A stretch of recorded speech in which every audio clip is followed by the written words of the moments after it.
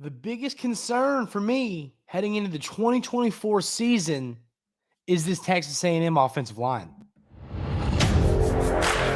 You are Locked On Aggies, your daily podcast on the Texas A&M Aggies. Part of the Locked On Podcast Network, your team every day.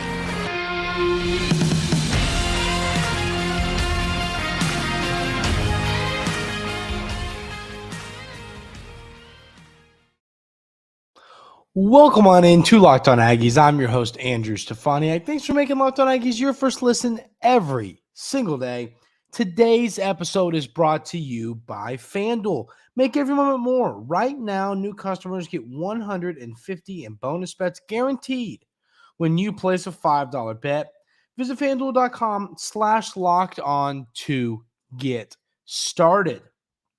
So, ladies and gentlemen, we're awful positive here at Locked On Aggies. Let's be a little negative, okay? Let's do it. Let's talk about some concerns heading into next season. And, for me, it's pretty simple. I have three main concerns for this roster. And the first is the offensive line. Now here, I want to break this all the way down. Concerns from last year some of those are going to be concerns heading into this year just because we don't know what we got. I completely and fully believe in this coaching staff to develop talent on the roster. I do. I really, really do believe in this coaching staff to be able to develop talent, which is really, in all honesty, going to make or break this tenure. If they do develop talent, the offensive line has the talent to be dominant. I believe that there are 5 guys in that room that you can mix and match together and make a really good offensive line. But the reason the offensive line is a concern to me, I'll give you an example. The running back room, you've got guys who can compete at the high level in that room right now. You can say the same about the linebacker room. You can say the same about the defensive line, tight end room, I believe the quarterback room. So there's a lot of rooms on this roster that you just feel pretty good about heading into the season.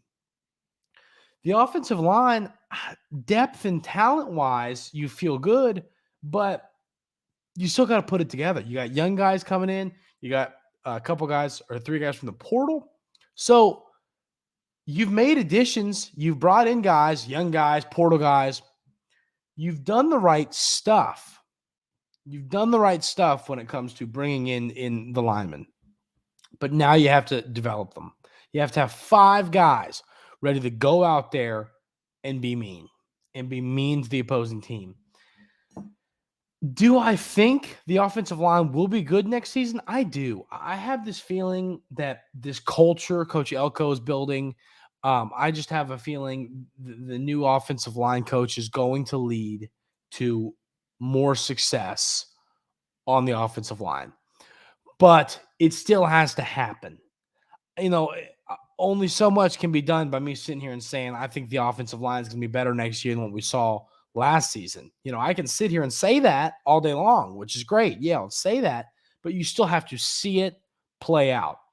And then on top of that, you add, to me, offensive line is the most important position on the field because obviously, a quarterback is a little more important. But my point is, you could have prime Tom Brady, and if your offensive line isn't giving him time, it doesn't matter. I talk about that all the time. The offensive line has to do 2 things. It has to create holes for your running game, and it has to give time to the quarterback. Last season, the offensive line really did none of that. I mean, obviously, Wigman gets hurt. Max Johnson had literally 0 time. He was getting hammered. To be able to deliver a good football, he was getting hammered. And it has to be better. And you have a lot of the same guys coming back on the offensive line, but you also have a lot of portal additions and young guys coming in. I don't think you're going to see any of the young guys. You could see the portal players on this offensive line, but depth-wise, you feel good about it. Like I said, ladies and gentlemen, this is not a depth issue. It's not a depth issue. It's not a warm bodies in the room issue. You're good there. The issue is going to be, can these guys go from here to here? Take that step. And develop not just, the dog mentality, I'm gonna run you over, I'm gonna put you on your back. I mean, not only that, but can they work on technique and can they fix those things?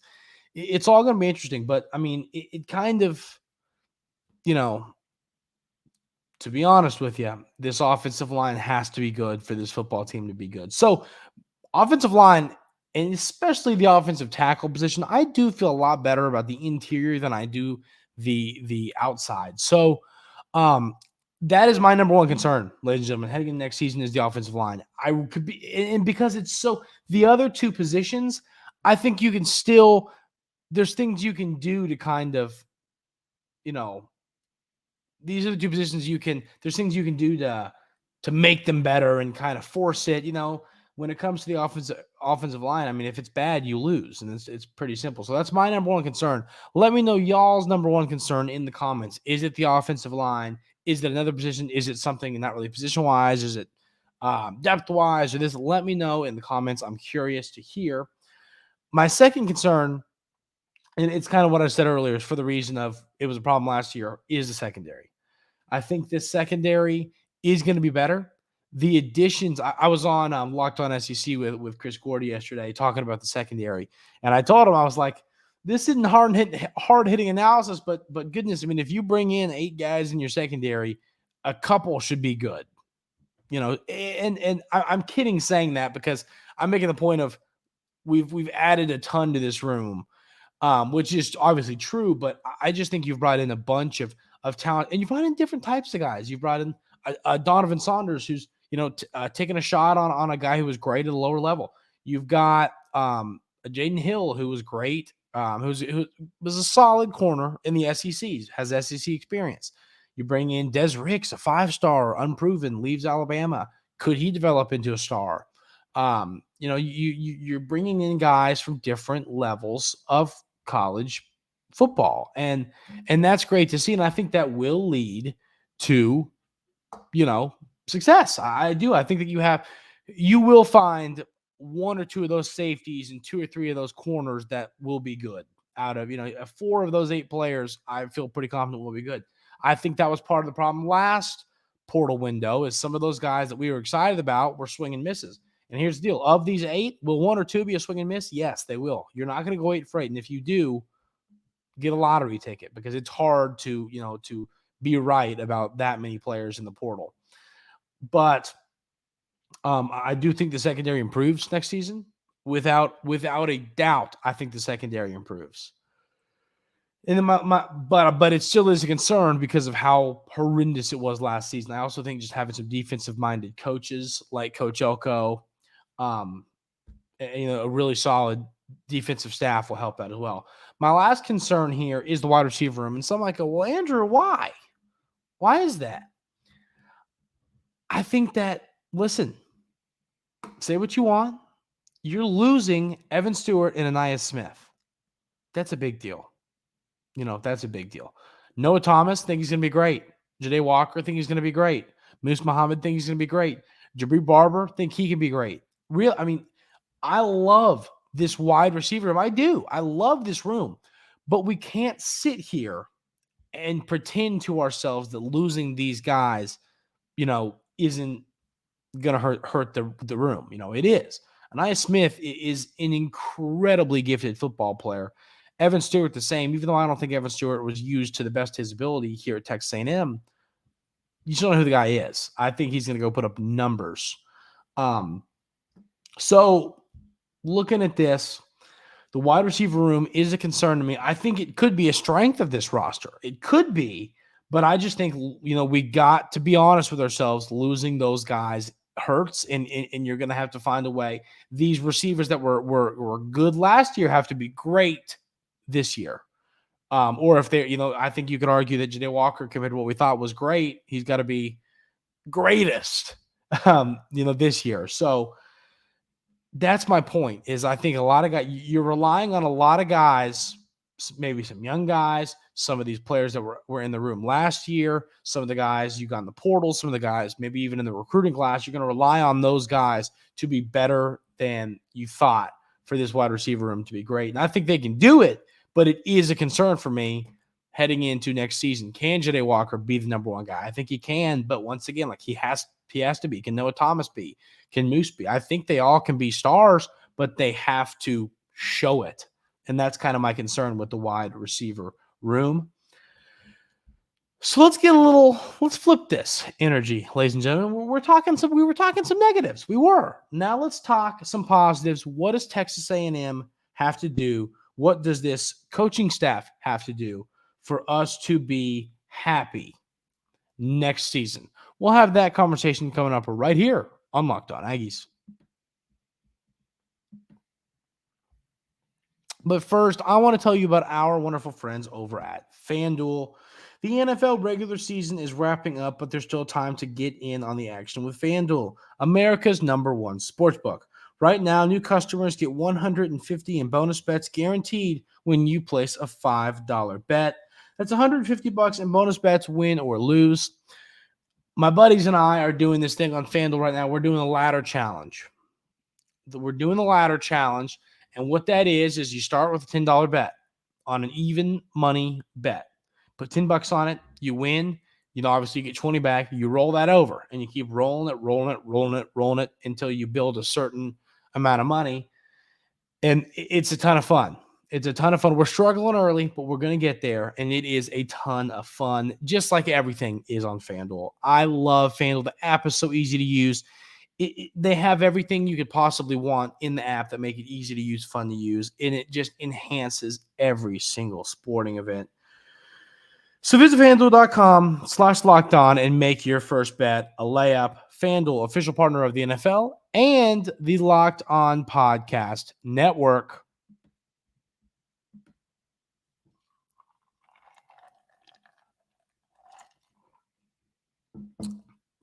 So let's talk about what we want to see, what we want to learn to be happy.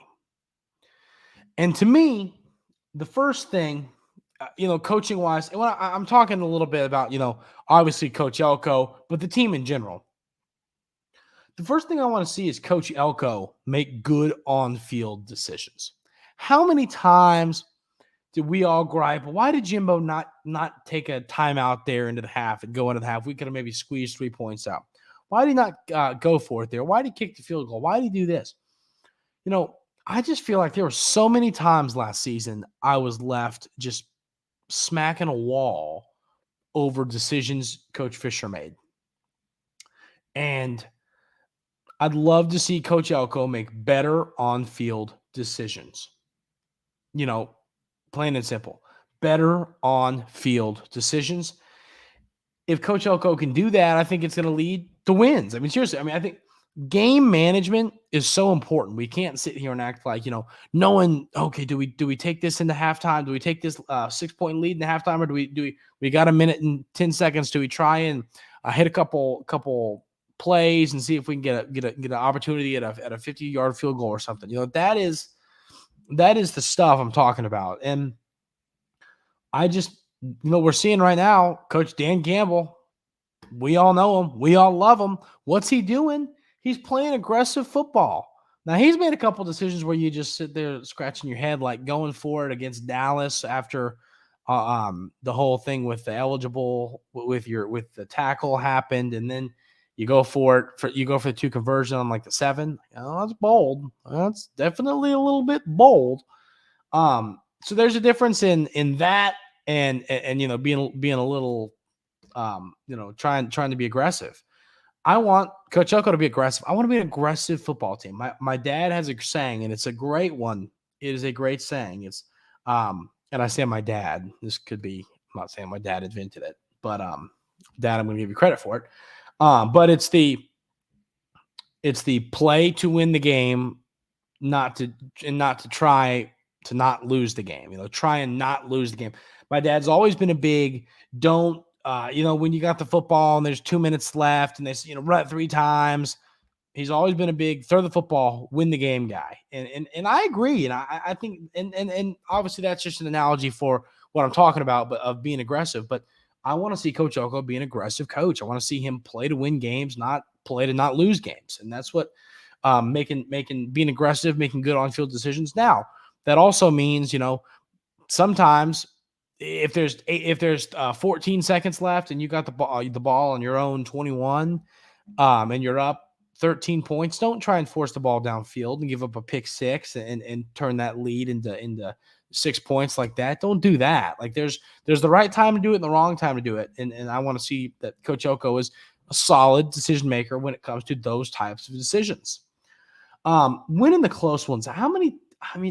Texas A&M lost so many close football games last year, ladies and gentlemen. It was painful. It hurt. It hurt. It really hurt the soul. So win the close ones. You're not gonna win all the close ones, but win some of the close ones. Texas A&M lost all the close ones. Really, it was. Did we win a close one last year? It feels like every game we won, like we blew out the opponent, like Arkansas, Mississippi State, South Carolina, and then the games we lost, it was by 6 points. So, win the close ones. That stuff matters. If you have a winning record in game one possession games, it helps you, and then it also shows that you have the ability. Hey, we can win a tight ball game. We can win a close game late. So, I think winning the close ones is incredibly important.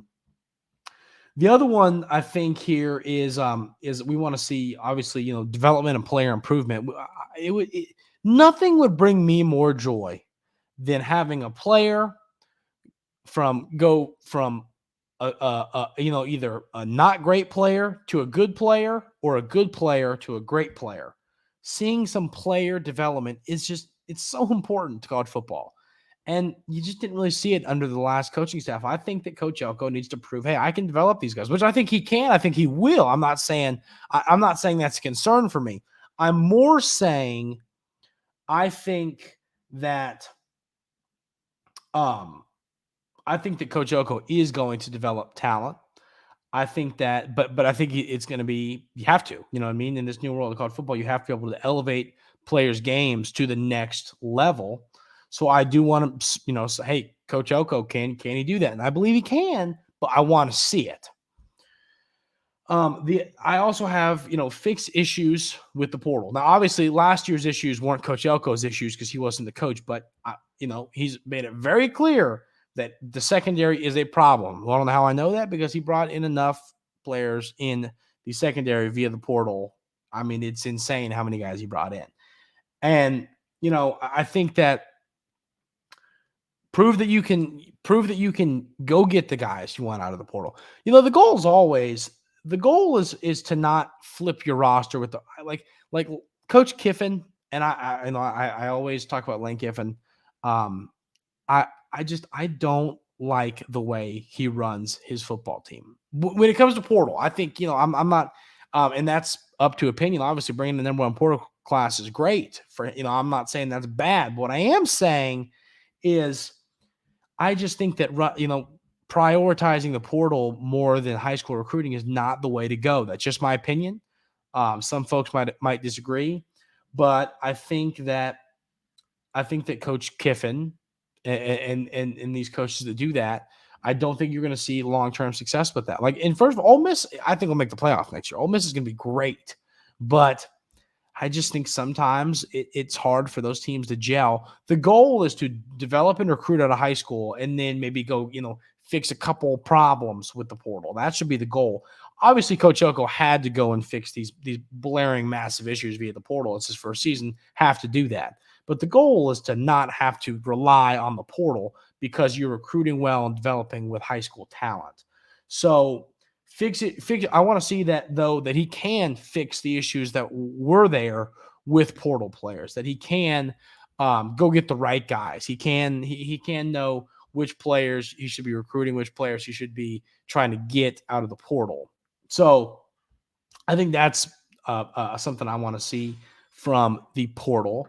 And then The next thing I want to see is get going on recruiting this 2025 class. You got to be able to recruit at the high school level. I've been happy with what Coach Elko's done so far, but he's got to continue to do it, continue to succeed on the recruiting trail in the 2025 class. So I want to see that. I want to see him recruit 2025 and recruit it well. And we talk about all the time how recruiting is relationships. You have to build those relationships. And so, he wasn't really able to do that for the 2024 class. He came in and flipped a couple guys, did a great job to close, but now you have to get going on 2025. So it'll be really interesting to see how well Coach Elko does in the portal for the 2025 class. I'm sorry, in the how he does recruiting the 2025 recruiting class. You need to see a good class there, ladies and gentlemen. I'm not saying the number one class, but I'd love to see a top 15 class. Top 10 would be out of this world awesome. I think top 15 in his first season is a fair hope with the resources Texas A&M has. And then obviously the following season, I'd love to see a top 10 class. But just prove that you can recruit, prove that, and not only you can recruit, we've done the whole 5 stars thing, and it really hadn't panned out. I would prove that you can recruit guys that fit your system and fit your culture and fit your program and develop them into really good football players.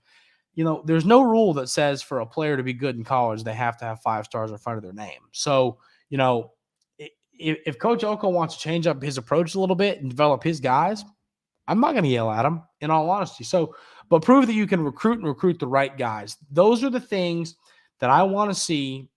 I want to learn about this coaching staff, this team, to prove that this is going to be a success. Those are the things I want to see.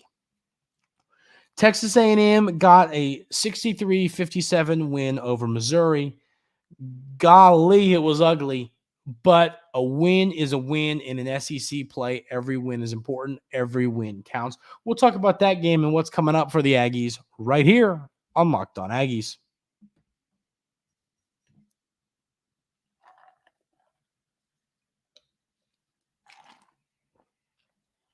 So, Texas A&M hosts the Missouri Tigers in Reed Arena and wins this ball game 63-57. Missouri starts out hot, goes on an early run. Texas A&M goes on a huge run of their own to get a lead. But this was just a weird basketball game to me. You've got Solomon Washington has 3 points, but he gets 8 boards. Levesque has 2 points and a rebound. Carter's got 3 points and 2 rebounds, so kind of, not a lot there. But then Wade Taylor has 19 points, 6 rebounds, 3 assists. Boots Radford has 11 points, 7 rebounds, 2 assists. Garcia has 11 off the bench, 7 rebounds. Henry Coleman has 10 points, 5 rebounds, 2 assists off the bench. Hefner has 4 points. He was 1 of 3 from 3, 2 rebounds, 2 assists. So, this game to me, when you shoot 28.8% from the field and 22.2% and win the game, all you can do is thank the heavens and move on. It's one of those games where I can sit here. Is that number right? Let me count. 5, 6, 7, 8, 9, 10, 11, 12, 13, 14, 15. Texas A&M had 15 field goals in this game. 15 field goals in the entire game. Now, obviously, one thing that'll help is going 27 for 37 at the free throw line. Adding 27 points from free ones helps. The offensive rebounds, once again, Texas A&M kills Missouri on the offensive rebounds. They had 15 offensive rebounds compared to Missouri's 8. That leads to, more and more shot opportunities, which is why, Texas A&M's time of possession is so great. You can really wear down a team. The other thing I love to see, the Aggies only turned over the basketball 9 times compared to Missouri's 15, and they had 21 points off turnovers compared to 5. That battle right there really was the difference in this game. And then, of course, the free throws. Missouri only was, what were they? They only shot how many free throws? It was not a lot. They only shot 10 free throws compared to Texas A&M's 37 free throws. That's a huge difference. That's what the way this team plays, ground and pound, get fouled, get to the line, make your free throws. That's the way, this team plays. The way this Texas A&M team plays, ladies and gentlemen, it ain't always going to be pretty, but at the end of the day, when you can look at a box score and see that Texas A&M had more points than the other team, that's all that matters. So, I'm not going to sit here and gripe about field goal percentage in this, and you're not shooting the ball well. Obviously, it's a big deal. But as I said, in SEC play, when you just get a win, that's all that matters. Winning basketball games. You are now back to 500 in SEC play. Opened up with a loss to LSU, lose to Auburn to go 0-2, beat Kentucky, lose to Arkansas, beat LSU, beat Missouri. You're back to 3-3 in conference play with the Ole Miss Rebels coming to town on Saturday. That's going to be a ball game where, these are getting to must wins. I don't think you can. I think you can afford 3 more losses. I'm trying to think what you'd have to do to make the tournament. If you were, so you're 12-7 right now. If you lose 3 more games, if you have 10 loss, I think a 10 or 11 loss team can make the tournament, but you can't start stringing them together, ladies and gentlemen. You got to start winning ball games, picking up some quad 1 wins. You get to your last game in January is the Ole Miss game. You still got trips to Alabama, Tennessee, which is going to be a tough one. Vandy, Missouri, Ole Miss, and Georgia. So you got some tough trips still left on the docket, but you got to start stringing wins together, ladies and gentlemen. And like I said, finding a way to win a basketball game when you don't play your best or shoot your best is a big deal, and this basketball team was able to do that. Ugly game, but a win is a win. Got a big one coming up on Saturday against an Ole Miss team that started off hot. It's kind of cooling down a little bit, but can still play. That's going to be an interesting game. That's going to do it for today's episode of Locked On Aggies. Thank you all so much for tuning in every single day. I really do appreciate it. I hope everybody has an outstanding rest of their Wednesday, and we will see you tomorrow.